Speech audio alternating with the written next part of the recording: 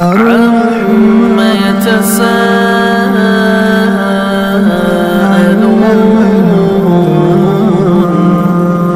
عن النبأ العظيم الذي هم فيه مختلفون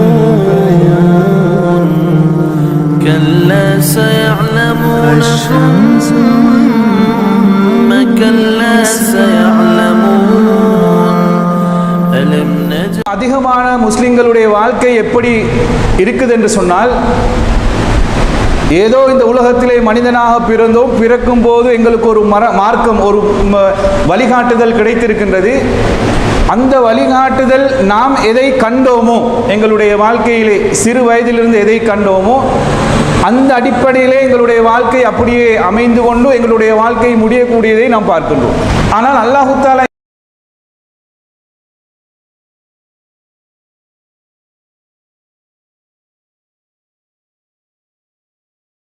எங்களுடைய சமூகத்திலே நாம் எந்த அளவுக்கு இந்த மார்க்கத்தை கொண்டு போய் சேர்க்க வேண்டும் என்று சொன்னால், இன்று கூட இன்றைக்கு காலையில் நான் இந்த பகுதியில் இருக்கக்கூடிய ஒரு ஹோட்டலுக்கு சாப்பிட போனேன். சாப்பிட போனால்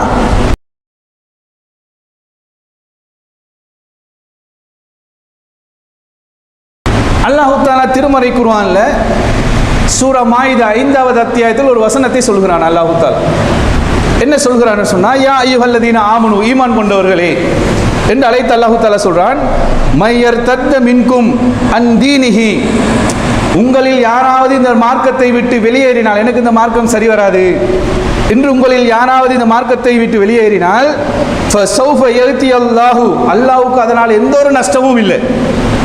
நீங்க இந்த மார்க்கத்தை விட்டு போறீங்க, எனக்கு இஸ்லாத்துல முஸ்லிமா வாழ இயலாது, எனக்கு கஷ்டமா இருக்குது என்று நீங்க யாராவது இந்த மார்க்கத்தை விட்டுட்டு போனா அல்லாஹ்வுக்கு இதனால எந்த ஒரு நஷ்டமும் இல்லை என்று அல்லாஹ் தஆலா சொல்றான்.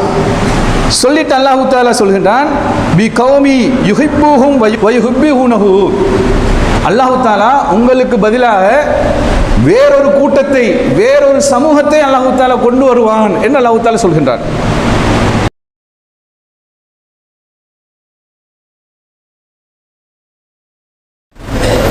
السلام عليكم ورحمة الله وبركاته.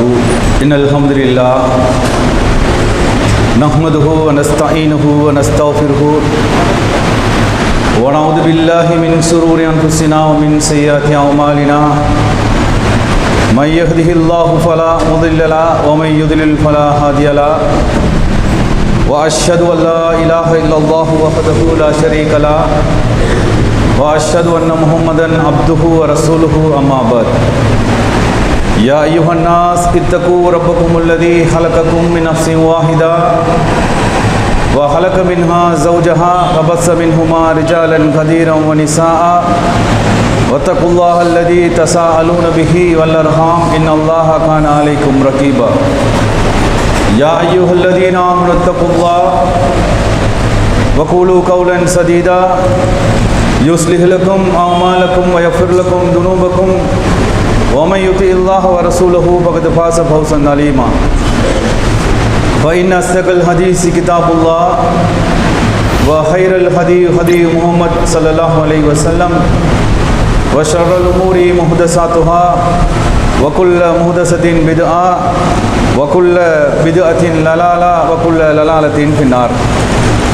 வார்த்தைகளில் சிறந்தது அல்லாஹ்வுடைய வார்த்தை என்றும், வழிகாட்டுதல்களில் சிறந்தது நபிகள் நாயகம் ஸல்லல்லாஹு அலைஹி வஸல்லம் அவர்களுடைய வழிகாட்டுதல் என்றும், காரியங்களிலே மிகவும் கெட்டது மார்க்கத்தின் பெயரால் புதுமைகளை உண்டாக்குவது, அப்படி உருவாக்கப்படும் ஒவ்வொரு புதுமையான காரியங்களும் வழிகேடுகள் அனைத்தும் அவற்றை பின்பற்றுவோரை நரகில் கொண்டு போய் சேர்க்கும் என்று தனது ஒவ்வொரு உரையின் ஆரம்பத்திலும் அல்லாஹ்வுடைய தூதர் நபிகள் நாயகம் ஸல்லல்லாஹு அலைஹி வஸல்லம் அவர்கள் எதை இந்த சமூகத்துக்கு அச்சமூட்டி எச்சரிக்கை செய்தார்களோ அதை இந்த சந்தர்ப்பத்தில் நானும் எச்சரிக்கை செய்தவனாக, நினைவூட்டியவனாக இன்றைய ஜும்மாவின் உரையை ஆரம்பம் செய்கின்றேன். அன்பிற்குரிய சகோதரர்களே, இன்றைய ஜும்மாவின் தலைப்பாக படிப்பினை தரும் வரலாற்று சம்பவங்கள் என்ற தலைப்பிலே சில விடயங்களை உங்களோடு பகிர்ந்து கொள்ளலாம் என்று நினைக்கின்றேன். அன்பிற்குரியவர்களே, இதே தலைப்பிலே சில மாதங்களுக்கு முன்னால் நாம் எமக்கு படிப்பினை இருக்கக்கூடிய மூசா நபியுடைய வாழ்க்கையிலே அல்லாஹு தஆலா தரக்கூடிய படிப்பினை என்ன என்பதை பார்த்தோம். அதன் பின்னால் ஒரு ஜும்மாவிலே இப்ராஹிம் நபியுடைய வாழ்க்கையில் அல்லாஹு தஆலா எங்களுக்கு தந்திருக்கக்கூடிய படிப்பினை என்ன என்பதை பார்த்தோம். இன்றைய நாளிலே அதே தலைப்பிலே அல்லாஹு தஆலா திருமறை குர்ஆனிலே சொல்லக்கூடிய ஒரு வசனமும் நபிகள் நாயகம் ஸல்லல்லாஹு அலைஹி வஸல்லம் அவர்கள் சொல்லக்கூடிய புகாரிலே வரக்கூடிய ஒரு செய்தியும், அந்த இரண்டும் ஒரே கருத்தை சொல்லக்கூடிய அல்லாஹ்வுடைய வசனமும் அல்லாஹ்வுடைய தூதருடைய அந்த பொன்மொழியும், அதற்கு அமைவாக நடந்த அல்லாஹ்வுடைய தூதருடைய காலத்திலே நடந்த ஒரு சம்பவம் எமக்கு ஒரு மிக படிப்பினையான ஒரு வரலாற்று சம்பவமாக இருக்கின்றது. ஏன் இதையெல்லாம் நாம் தொடர்ச்சியாக பார்க்க வேண்டும் என்று சொன்னால், இந்த உலகத்திலே முஸ்லிமாக வாழக்கூடிய அதிகமானவர்கள் பேரளவிலே முஸ்லிம்களாக வாழ்ந்து கொண்டிருக்கிறோமே தவிர, அதிகமான முஸ்லிம்களுடைய வாழ்க்கை எப்படி இருக்குது என்று சொன்னால், ஏதோ இந்த உலகத்திலே மனிதனாக பிறந்தோம், பிறக்கும் போது எங்களுக்கு ஒரு மார்க்கம், ஒரு வழிகாட்டுதல் கிடைத்திருக்கின்றது.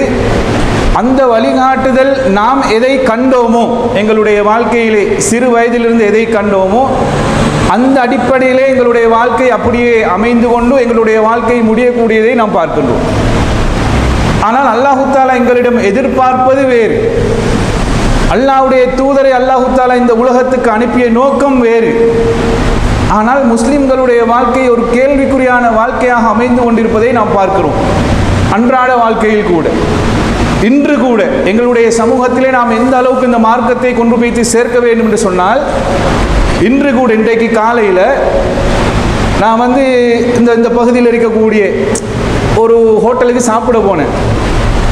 சாப்பிட போனால் அல்லாஹு தஆலா திருமறை குர்ஆனில் சொல்கிறானே பெற்றோர்களை பற்றி, வலா தகுல்லஹுமா உஃபின், உங்களுடைய பெற்றோர்களை பார்த்து சீண்டு கூட சொல்லிவிடாதீங்கள் என்று அல்லாஹ்வுடைய கட்டளை. இன்றைக்கு கண்கூடாக பார்க்கக்கூடிய ஒரு காட்சி என்னென்று சொன்னால், ஒரு மகன் என்ன சின்ன பிள்ளை கிடையாது, பெரிய முடி தாடியெல்லாம் நரைத்து போன ஒரு மகன் அவருடைய வயதான தந்தைக்கு கேவலமான அசிங்கமான தூசண வார்த்தையில் பல பேருடைய முன்னுக்கும் இந்த பகுதியில் ஒரு ஹோட்டலுக்குள்ளே வச்சு தன்னை வாப்பாக்க பேசுகிறாரு. அடே வாப்பாக்கா இப்படி மகன் பேசுகிறார் என்று பார்க்கக்கூடிய ஒரு அளவுக்கு ஒரு ஆச்சரியம். அதுவும் எப்படி அதிகமான மக்கள் இருக்கக்கூடிய இடத்துல தன்னை வாப்பாக்கு பச்சை கேவலமான தூசண வார்த்தையில் பேசுகிறார். அப்போ இந்த சமூகத்துக்கு மத்தியில் இந்த மார்க்கம் போகலன்றது விளங்குது தானே. எல்லா விஷயத்திலையும் இந்த சமூகத்துக்கு மத்தியில் மார்க்கம் இன்னும் போய் சேரல. அடே அல்லாஹு தஆலா திருமறை குர்ஆன்ல பெற்றோர்களை பற்றி என்ன சொல்றான், பெற்றோர்களை குறித்து பிள்ளைகளுக்கு என்ன கட்டளை இருக்கின்றது ஒன்றுமே தெரியாது. ஏதோ மிருகங்கள் இருக்குது, மிருகங்கள் என்ன செய்யும், காலையில் வெள்ளனை காட்டிலும் மிருகங்களை அந்த மிருகம் வளர்க்கக்கூடிய ஓனர் முதலாளி என்ன செய்வார்னா, பெய்த்து இந்த ஆடு மாடு வளர்க்கக்கூடிய இடத்துல இருக்கிற கூடு இருக்குது தானே காலை, அதில் கம்பையோ கேட்டையோ திறந்து விட்டா அதுக்கு நியூஸ் போயிட்டுரும், இப்போ கேட் திறந்தாச்சு இப்போ நான் போகணும்ட்டு. அதான் போகும். போயிட்டு மேய்ஞ்சிட்டு பவுரு ஃபுல்லாகினோடனே நைட்டுக்கு என்ன செய்யும், சூரியன் மறைஞ்சு வரக்குள்ள இப்போ தெரியும் நான் என் இடத்துக்கு போகணும்னு அப்படியே வரும், உள்ளுக்கு பூரும். இப்போ ஓனர் அந்த கேட்டை இல்லாட்டி கம்பை மூடிடுவார், இப்போ அதுக்கு தெரியும் நான் வந்துட்டேன், கதவை மூடிட்டாங்கன்னு, இப்போ தூங்கும் எலும்பு. இப்படி தான் போயிட்டு இருக்கு முஸ்லீம்களுடைய வாழ்க்கை. அப்போ இந்த முஸ்லீம்கள் மத்தியில் மார்க்கம் இன்னும் விலங்குன்னு விளங்குதா, போய் சேரணும் என்று விளங்குதா? எல்லாமே மார்க்கத்தினுடைய A to Z எல்லாமே குடும்ப வாழ்க்கையிலிருந்து எல்லாமே முஸ்லீம்கள் சமூக மத்தியில் போயிட்டு சேரும். இப்போ எங்களோட டொபிக்குள்ளுக்கு வருவோம். அல்லாஹு தஆலா திருமறை குர்ஆன்ல சூரா மாயிதா 5வது அத்தியாயத்தில் ஒரு வசனத்தை சொல்கிறான். அல்லாஹு தஆலா என்ன சொல்கிறான்னு சொன்னா, யா அய்யுஹல்லதீன ஆமனு, ஈமான் கொண்டவர்களே என்று அழைத்து அல்லாஹு தஆலா சொல்றான், மையர் தத்த மின்கும் அன் தீனிஹி, உங்களில் யாராவது இந்த மார்க்கத்தை விட்டு வெளியேறினால், எனக்கு இந்த மார்க்கம் சரி வராது என்று உங்களில் யாராவது இந்த மார்க்கத்தை விட்டு வெளியேறினால், அல்லாஹ்வுக்கு அதனால் எந்த ஒரு நஷ்டமும் இல்லை. நீங்கள் இந்த மார்க்கத்தை விட்டு போறீங்க, எனக்கு இஸ்லாத்தில் முஸ்லீமாக வாழ இயலாது, எனக்கு கஷ்டமாக இருக்குது என்று நீங்கள் யாராவது இந்த மார்க்கத்தை விட்டுட்டு போனால் அல்லாஹ்வுக்கு இதனால் எந்த ஒரு நஷ்டமும் இல்லை என்று அல்லாஹ் தஆலா சொல்கிறான். சொல்லிட்டு அல்லாஹ் தஆலா சொல்கின்றான், பி கௌமி யுஹிப்புஹும் வ யுஹிப்புனஹு, அல்லாஹ் தஆலா உங்களுக்கு பதிலாக வேறொரு கூட்டத்தை, வேறொரு சமூகத்தை அல்லாஹு தாலா கொண்டு வருவான் என்று அல்லாஹு தாலா சொல்கின்றார். தொடர்ச்சியாக அல்லாஹ் தாலா நிறைய சம்பவங்களை சொல்றான். ஆனால் முதல் இந்த 2 வசனத்தில் அல்லாஹ் தாலா சொல்றது என்னது? ஈமான் கொண்டவர்களே, உங்களுக்கு இந்த மார்க்கத்தில் இருக்க முடியாது என்று நீங்கள் யாராவது இந்த மார்க்கத்தை விட்டு போனீங்க, இதனால் அல்லாஹ்வுக்கு ஏதாவது நஷ்டம் இருக்குதா? அல்லாஹ்வுக்கு எந்த நஷ்டமும் இல்லை. மாறாக அல்லாஹ் தாலா என்ன செய்வான் தெரியுமா? இன்னொரு சமூகத்தை, இன்னொரு கூட்டத்தை கொண்டு வருவான். கொண்டு வந்து அவனுடைய மார்க்கத்தை அவன் பாதுகாப்பான் என்று அல்லாஹ் தாலா சொல்றான். நபிகள் நாயகம் ஸல்லல்லாஹு அலைஹி வஸல்லம் அவர்கள் சொல்லக்கூடிய ஒரு செய்தி புகாரி என்ற ஹதீஸ் கிரந்தத்திலே வருகின்றது. அல்லாஹ்வுடைய தூதர் என்ன சொல்றாங்க? இன்னல்லாஹ லா யுஅய்யிது ஹாதத் தீன பிர் ரஜுலில் ஃபாஜிரி. அல்லாஹ்வுடைய தூதர் சொல்றாங்க, அல்லாஹ் இந்த மார்க்கத்துக்கு ஒரு பாவியான மனுஷன் இருக்கிறானே, அவன் அல்லாஹ்வுடைய பார்வையில் ஒரு பாவி, அவன் நரகத்துக்கு போகக்கூடியவன், இப்படியாப்பட்ட ஒரு பாவி இருக்கிறானே, அப்படியாப்பட்ட ஒரு பாவியான மனிதனின் மூலமும் அவனுடைய மார்க்கத்தை உறுதிப்படுத்துவான், வலியூட்டுவான் என்று அல்லாஹ்வுடைய தூதர் சொல்றாங்க. இந்த செய்தி அல்லாஹ்வுடைய தூதர் சொல்றதெல்லாம் கைஃபர் யுத்த காலத்தில், எங்களுக்கெல்லாம் தெரியும். கைஃபர் யுத்த காலத்தில் ஒரு மனிதன் வந்து தாறுமாறுமாக போராடி காயப்பட்டு தன்னுடைய கையில் இருந்த வாளால் தன்னுடைய நெஞ்சில் அழுத்தி மரணிக்கிறார், தற்கொலை செய்து கொள்றாரு. அந்த யுத்த காலத்தில் அல்லாஹ்வுடைய தூதர் சொன்னது தான் இந்த வசனம். என்ன சொல்றாங்க அல்லாஹ்வுடைய தூதர்? அல்லாஹ்வுடைய இந்த மார்க்கத்தில் அல்லாஹு தாலா பாவியான ஒரு மனிதனை கொண்டு கூட அல்லாஹ்வுடைய இந்த மார்க்கத்தை அல்லாஹு தாலா பூர்த்தி செய்வான் என்று அல்லாஹ்வுடைய தூதர் சொல்றாங்க. இந்த குர்ஆன் வசனமும் இந்த ஹதீஸையும் வச்சு அல்லாஹ்வுடைய தூதருடைய காலத்தில் நடந்த ஒரு சம்பவத்தை பார்க்கலாம்.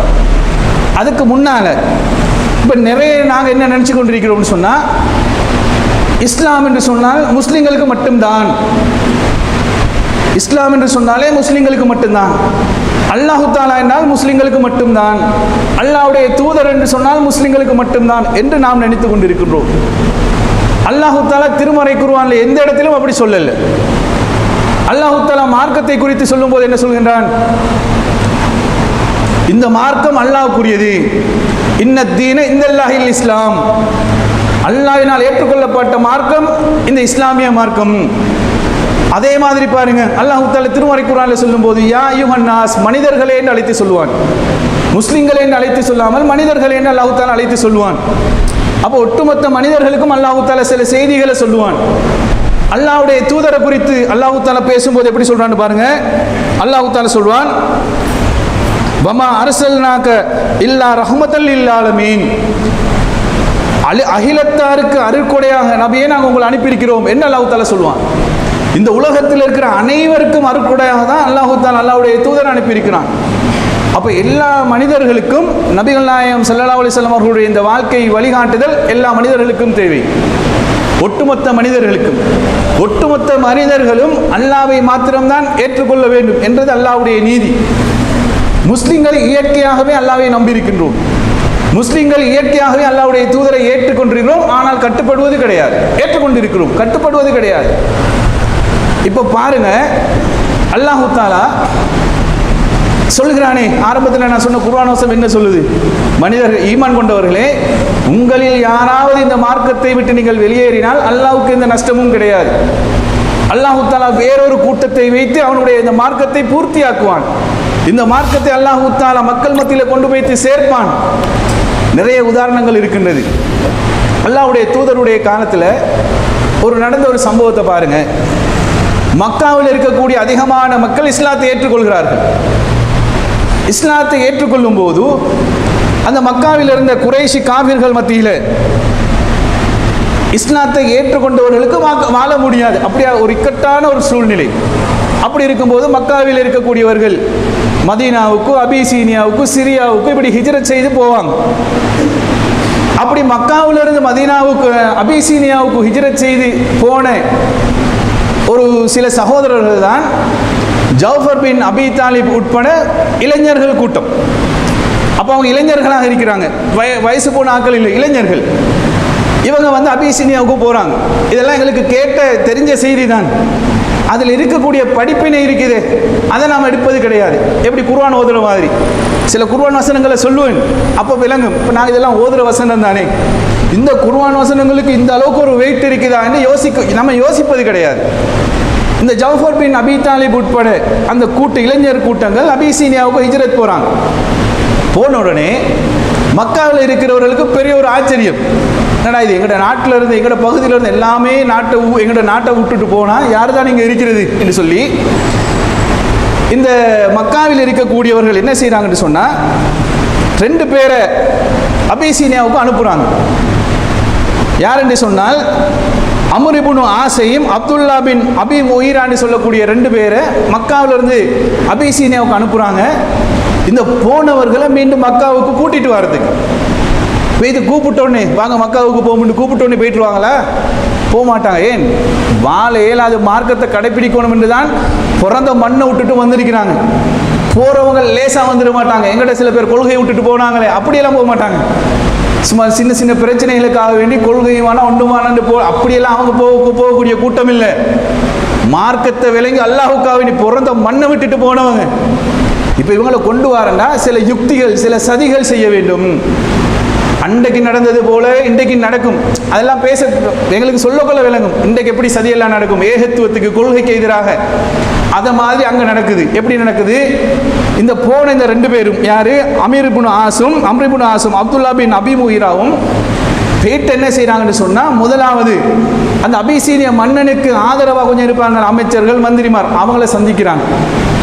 சந்திச்சு அவங்களுக்கு அன்றைக்கு காலத்தில் பெருமதியாக இருந்தது மக்காவில் இருக்கக்கூடிய தோல், மிருகங்கள்ட தோல் தான் நாங்கள் பெருமதியாக இருந்துச்சு. இதுகள் அவர்களுக்கு பரிசா கொடுத்து அவங்களோட ஒப்புதல் பேசுகிறாங்க. நாங்கள் உங்களோட மன்னன்கிட்ட வருவோம், அவர்கிட்ட பேசுவோம், எங்களோட நாட்டிலிருந்து வந்தவங்களை நீங்கள் எங்களோட அனுப்பிடணும், இதுக்கு நீங்கள் ஏற்பாடு பண்ணி வைங்கன்னு. அவங்களும் அந்த பரிசெல்லாம் வாங்கிட்டு ஏற்பாடுகளை பண்ணுறாங்க. இப்போ மறுநாள் இவங்களை அழைக்கணும். யார்? ஜஃபர் பின் அபி தாலிப் அவர்களை உட்பட அந்த அவங்க ஹிஜ்ரத் செய்து போனவங்களை மன்னன் அழைக்கணும். இப்போ அழைப்பு வருது. அழைப்பு வந்தோடனே இதில் பாருங்கள் நிறைய படிப்பினை இருக்குது. இப்போ அழைப்பு வருது, இவங்களுக்கு ஹிஜ்ரத் செய்து போனவங்களுக்கு அழைப்பு வருது. அழைப்பு வந்தோடனே முதலாவது அவங்களோட எங்களுக்கு இருக்கக்கூடிய படிப்பினை அவங்களோட மஷூரா என்ன தெரியுமா? எங்களை மன்னன் கூப்பிட்டு இருக்கிறார், மன்னன் எங்கள்கிட்ட கேள்விகள் கேட்பார், மன்னன் எங்களை விசாரிப்பார். அந்த மன்னன் கிட்ட எங்களில் யாரும் பேசுறது? எங்கட நிறைய பேருக்குள்ள இருக்கக்கூடிய போட்டி பொறாம பிரிவுகள் என்ன தெரியுமா? நானா நீயா, நான் பெரியவனா நீ பெரியவனா, நீ அறிஞ்சவனா நான் அறிஞ்சவனா, இப்படியெல்லாம் பார்ப்பாங்களே. எல்லாத்துலேயும் வரும், பள்ளியில் வரும், ஸ்கூலில் வரும், வீட்டில் வரும், எல்லா இடத்துலையும். இதனால தான் நிறைய எங்களுக்குள்ள விரிசல்கள் ஏற்படும். பாடசாலையில் பாருங்கள், பிரின்சிபலோட கொஞ்சம், வைஸ் பிரின்சிபலோட கொஞ்சம், அவங்க அந்த டீச்சர் பக்கம் கொஞ்சம், இந்த டீச்சர் பக்கம் கொஞ்சம், பள்ளி வாசலில் தலைவரோட கொஞ்சம், உபத்தலைவரோட கொஞ்சம், பார்க்குறமே இந்த சமூகத்தில் பிரச்சனைகள். ஏன்? போட்டி பொறாமைகள் இவங்களுக்குள்ள அப்படி வருது. போட்டி பொறாமை வரல. அந்த மஷூராவை பாருங்கள். நாளைக்கு மன்னன் கூப்பிட்டா யார் மன்னனோட பேசுறது? அவங்க முடிவெடுக்கிறாங்க. ஜஃபர் பின் அபி தாலிபே நீங்கள் பேசுங்க. தெரிஞ்ச மன்னனோடு பேசக்கூடிய நிதானம் உள்ள தெளிவுள்ள ஒருத்தர் தான் பேசணும். முடிவெடுக்கிறாங்க, நீங்க பேசுங்க. அதே மாதிரி மன்னன் கிட்ட போறாங்க. எப்படி ஏற்பாடுன்னு பாருங்க, எங்களுக்கு இருக்கக்கூடிய படிப்பினையை பாருங்க. மன்னன் முதலாவது நாள் மன்னன் கிட்ட வச்ச குற்றச்சாட்டு இருக்கின்றானே, அந்த குற்றச்சாட்டை பத்தி தான் கேட்கிறாங்க. முதலாவது நாள் கேட்கக்கூடியது என்னது? நீங்க உங்கள்கிட்ட இந்த வரக்கூடிய முகமது குற்றச்சாட்டு வந்துட்டு இந்த நீங்கள் முகமதுன்ற ஒரு ஆளை சொல்கிறீங்களே, அவர் உங்களுக்கு என்ன தான் சொல்கிறாரு? ஜஃபர் பின் அபி தாலிப் சொல்கிறாரு, நாங்கள் எப்படி இருந்தோம்? ஜாஹிலியத்தில் சிலைகளை வணங்கி கொண்டு இருந்தோம், இறந்தவைகளை சாப்பிட்டு கொண்டு இருந்தோம், கொலை செய்து கொண்டு இருந்தோம், அடுத்தவனை பழி தீர்த்து கொண்டு இருந்தோம், அடுத்தவனை பற்றி கோல் சொல்லி கொண்டு இருந்தோம். இப்படி என்னென்னலாம் மார்க்கத்தில் அவர்கள் செய்தார்களோ எல்லாத்தையும் பட்டியல் போடுறாங்க. இப்படி இருக்கும்போது தான் எங்களிடம் முகமது என்ற ஒருத்தர் வந்தார். அவர் எங்களை இணை வைப்பிலிருந்து விலக்கினார். சிலைகளை வணங்காது என்று சொன்னார், மனிதர்களை வணங்காது என்று சொன்னார், கொலை செய்யக்கூடாது என்று சொன்னார், பொய் சொல்லக்கூடாது, இப்படி எல்லாத்தையும் சொல்றாங்க. அவருடைய குடும்பத்தை பற்றி அறிவோம், அவரை பற்றி அறிவோம், இப்படி எல்லாம் சொன்னதுக்கு பிறகு அந்த அபிசீனிய மன்னன் நஜ்ஜாசி மன்னன் கேட்கிறாரு, இந்த முகமது இறைவனிடமிருந்து அவருக்கு வஹி வருவதாக ஏதாவது உங்ககிட்ட சொல்றாரா? எப்படி போயிட்டு பாருங்க. சொல்றாரா? ஆமா சொல்றாரு. திருமறை குர்ஆனுடைய 114 அத்தியாயங்கள் இருக்குது. எந்த இடத்தில் யாரிடம் எதை பேச வேண்டும் என்று நிதானமுள்ள சிந்தனையுள்ள ஒரு எக்ஸ்பீரியன்ஸ் உள்ள ஒருத்தரால் மட்டும்தான் சிந்திக்க முடியும். அந்த அவங்க முடிவெடுக்கிறாங்களே, ஜஃபர் பின் அபி தாலிபை நீங்கள் பேசுங்கன்னு, அந்த இடத்துல பாருங்க, ஒருவருக்கு சிலவர்களுக்கு நிதானம் இருக்கும், அறிவு இருக்கும், அனுபவம் இருக்கும். அப்படி இருக்கக்கூடிய ஒருத்தரால் தான் பேச முடியும். திருமறை குர்ஆனுடைய 114 அத்தியாயங்கள் இருக்கின்றது. யாரிடம் எதை சொன்னால் அந்த இடத்தில் விஷயம் நடக்குமோ அதை யோசித்து பேசக்கூடிய ஒருத்தர் தானே. சரியா சூரா மரியமே, நஜ்ஜாசி மன்னன் கிறிஸ்தவர் தானே, அவருக்கு போய் மற்றதெல்லாம் சொல்லி விளங்க தேவையில்லை. விளங்கும் எது தேவையோ அதை அடிக்கிறார். சூரா மரியமுடைய 2வது வசனத்திலிருந்து 3-4வது வசனத்தை ஓதி காட்டுறாரு. கிறிஸ்தவரிடம் குர்ஆன் கிறிஸ்தவர்களை பற்றி என்ன பேசுதுன்னு தானே சொல்லணும். அல்லாஹ் தஆலா திருமறை குர்ஆன்ல சூரா மரியமுடைய 2வது வசனத்தை எடுத்து பாருங்க. சக்கரியா அலைஹிஸ்ஸலாத்தை பற்றி பேசுவான். அப்படி 2, 3, 4 வசனங்களை படித்து பாருங்க. எங்கிட்ட நிறைய பேர் குர்ஆன் எப்படி ஓதுவாங்க? திங்கக்கிழமை ராவு வந்தா, புதன்கிழமை ராவு வந்தா, வெள்ளிக்கிழமை ராவு வந்தா சாம்பிராணி போட்டு சந்தன குச்சி பற்ற வச்சு குர்ஆன் ஓதுங்க, அவுது பிஸ்மின்னு சொல்லி அப்படியே ஓதிட்டு போவாங்க. அந்த குர்ஆன் என்னத்தை சொல்லுது, அதில் படிப்பினை என்னது, என்ன வரலாறு, என்ன சம்பவம், என்ன கட்டளை, ஒன்றுமே கிடையாது, சும்மா ஓதிட்டு போவோம். அதனால தானே சமூகத்தில் இன்றைக்கு மார்க்கத்தில் நிறைய பிளவுகள் வார்த்தைக்கு காரணம் என்னது? விளங்காமல் ஓதுவது. சூரா மரியத்தை கொஞ்சம் எடுத்து இந்த 2, 3, 4வது வசனங்களை படித்து பாருங்க. அல்லாஹ் தஆலா சக்கரியா அலைஹிஸ்ஸலாத்தை பற்றி பேசுகிறான். முதலாவது நாள் விசாரணை முடியுது. மக்காவிலிருந்து வந்த 2 பேரும் எதிர்பார்த்தது நடக்கல. என்ன நடக்கல? திருப்பி அனுப்பணும் எதிர்பார்த்தாங்களே, அது நடக்கல. இப்போ ஏமாந்து போறாங்க. இப்போ 2வது நாள் இன்னொரு யுக்தியை கையாளுறாங்க. ஆஹா, நாங்கள் நினைச்சது நடக்கலையே, இப்போ எப்படியாவது இவங்களை கூட்டிட்டு போகணுமே என்று சொல்லி அடுத்த நாள் மன்னன் கிட்ட இன்னொரு குற்றச்சாட்டு வருது. என்ன தெரியுமா? மன்னனே, நீங்கள் வணங்குற ஈசாவை பற்றி, நீங்கள் கடவுளாக நினைக்கிற ஈசாவை பற்றி இவங்க தப்பாக பேசுகிறாங்க, ஈசா கடவுளே இல்லைன்னு சொல்கிறாங்க. 2வது குற்றச்சாட்டு என்ன தெரியுமா? இவர்கள் எங்களுடைய மார்க்கத்திலும் இல்லை, உங்களுடைய மார்க்கத்திலும் இல்லை. எப்படி போயிட்டு பாருங்க. இன்றைக்கும் அதைத்தானே குற்றச்சாட்டை வைப்பாங்க. யார் தௌஹீத் என்று குர்ஆன் ஹதீஸ் என்று வாழ்கிறோமோ இவர்களுக்கு வைக்கக்கூடிய பாதுகாப்பு துறையிலையோ ஆட்சியாளர்களிடமோ பெரிய ஒவ்வொரு இடத்துல போன வைக்கிற குற்றச்சாட்டு என்ன தெரியுமா? சார், இவனால் புதுனமான ஆட்கள் சார், இவனால் அது கூடாதுன்னு, இது கூடாதுன்னு, சிலை வணங்க கூடாதுன்னு, கந்திரி கூடாதுன்னு, கத்தம்பாத்தியா கூடாதுன்னு, இப்படி தானே குற்றச்சாட்டு வைப்பாங்க. இதே மாதிரி வைக்கப்படுது. இவங்க உங்களோட மார்க்கத்திலையும் இல்லை, எங்களோட மார்க்கத்திலையும் இல்லை, உங்களோட ஈசாவை கடவுளே இல்லைன்னு சொல்றாங்க, குற்றச்சாட்டு வைக்கப்படுது. இப்போ 2வது நாள் கூப்பிடுறாங்க. 2வது நாள் கூப்பிட்ட உடனே இப்போ மன்னன் கேட்கிறாரு, அது என்ன நீங்கள் எங்களோட ஈசாவை பற்றி கடவுள் இல்லைன்னு சொல்றீங்களாம்? நாங்கள் என்ன சொல்லுவோம்? ஒரு அதிகாரி, ஒரு ஆட்சியாளர், ஒரு மன்னன் கூப்பிட்டு, என்னடா நாங்கள் கடவுளாக வணங்குற கடவுளை நீ கடவுள் இல்லைன்னு சொல்கிறேன்னா, இல்லை சார் கொஞ்சம் அப்படித்தான் சரி, இப்படி தானே சொல்லுவோம். மார்க்கத்தில் அதெல்லாம் இல்லை. அல்லாஹ் எதை சொன்னானோ அப்படியே சொல்லணும். இதே ஜஃபர் பின் அபி தாலிப் அதே சூரா மரியமுடைய 19, 20, 21, 22 4 வசனங்களை ஓதி காட்டுறார் அல்லாஹு தாலா. அதில் அழகா சொல்கின்றான். அல்லாஹு தாலா ஜிப்ரீல் அலைஹிஸ்ஸலாம் அவர்களை மரியம் அலைஹிஸ்ஸலாமிடம் அனுப்புகிறாங்க. அனுப்பி ஜிப்ரீல் அவர்கள் மரியம் அலைஹிஸ்ஸலாமிடம் சொன்ன அந்த சம்பவத்தை அப்படியே ஜஃபர் பின் அபி தாலிப் ஓதும் போது நஜ்ஜாசி மன்னன் கண்ணீர் சிந்தி அவருடைய தாடிகள் எல்லாம் நலையிற அளவுக்கு அழுறார். நினைக்க இயலுமா? கூப்பிட்டு பேசுறதே நான் வணங்குற கடவுள், நீ கடவுள் இல்லைன்னு சொல்றாய். இதை பத்தி பேச கூப்பிட்டு பேசும்போது அதே நஜ்ஜாசி மன்னன் தாடிகள் நலையிற அளவுக்கு கண்ணீர் விட்டு அழக்கூடிய குர்ஆன் வசனங்கள். அதுவரைக்கும் ஒரு இஸ்லாத்தை ஏற்றுக்கொண்டிருக்கல. எங்கள் எத்தனை பேர் குர்ஆனை ஓதுறோம், அழத்தேவல்ல பயமாவது வருதா? குர்ஆன் படி வாழணும் என்ற எண்ணமாவது வருதா? வரலே. இந்த சூரா மரியத்தை படித்து பாருங்கள். வரலாற்று சம்பவம் உண்டு எங்களுக்கு படித்து தரக்கூடிய ஒரு அத்தியாயம். அதை படிச்சு அப்படியே நஜ்ஜாசி மன்னனுடைய கண்கள் கலங்கி அழுகுறாரு. போதும், நிறுத்துங்க, நீங்க போதினது, நீங்க படிச்சது போதும், நிறுத்துங்கன்னு சொல்லி அதே நஜ்ஜாசி மன்னன் அவர்களுடைய கையில் இருக்கக்கூடிய சின்ன ஒரு குச்சி எடுத்து சொல்றாரு, நீங்க சொன்னது இருக்குதே இந்த குச்சியினுடைய அளவுக்கு கூட பொய் கிடையாது, தவறு கிடையாது, சரியா சொன்னீங்க. அப்ப எந்த அளவுக்கு ஒரு ஆட்சியாளன், ஒரு மன்னனுடைய கண்களை கலங்க வைக்கக்கூடிய வசனங்கள் திருமறை குர்ஆனுடைய வசனம். நஜ்ஜாசி மன்னன் இதன் பின்னால் தான் இஸ்லாத்தை ஏற்றுக்கொள்கிறான். இதில் எங்களுக்கு ஒரு இருக்கக்கூடிய இன்னொரு படிப்பு என்ன தெரியுமா?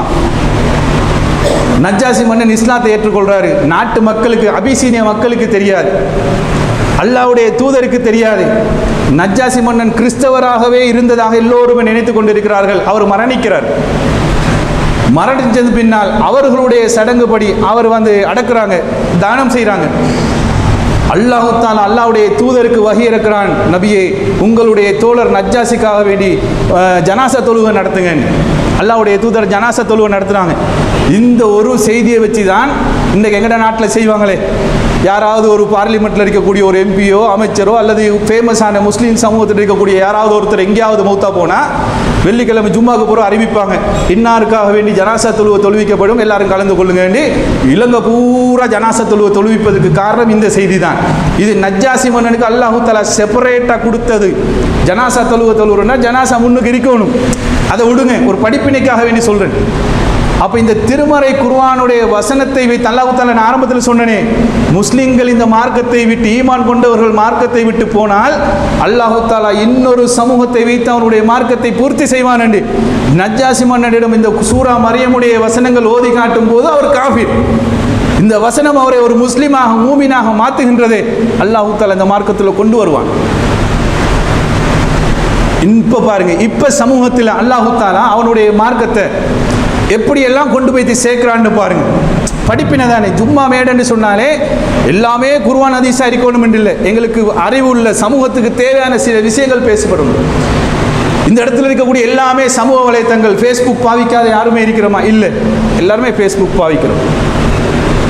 ஒரு அண்மையில் ஒரு மாதத்துக்குள்ள ஃபேஸ்புக்கில் எல்லாம் அதிகமாக பேசக்கூடிய நியூஸ்கள், அதிகமாக பேசக்கூடிய ஒரு விஷயம், சில 3-4 விஷயம் இருக்குது. குறிப்பிட்ட சிலதை மட்டும் சொல்கிறேன்.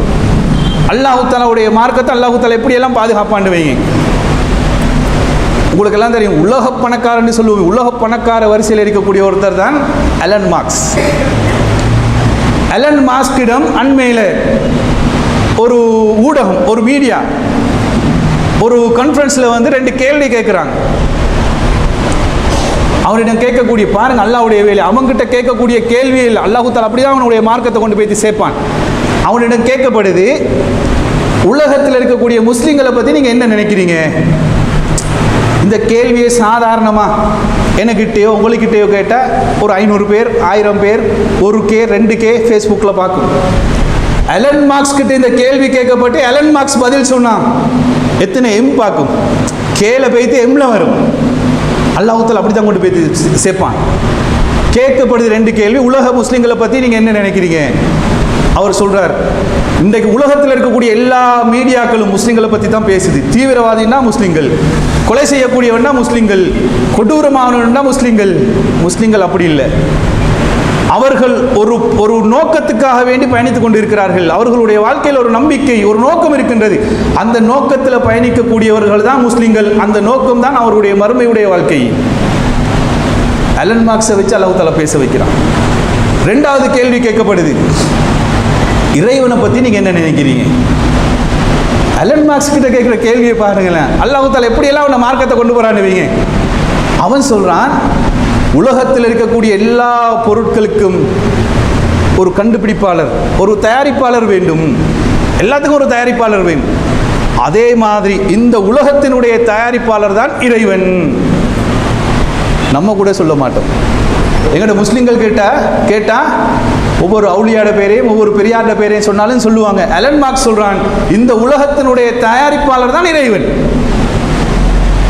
இப்போ விளங்கிச்சான் அல்லாஹ் தஆலா யாரெல்லாம் வச்சு இந்த மார்க்கத்தை பாதுகாக்கிறான்னு.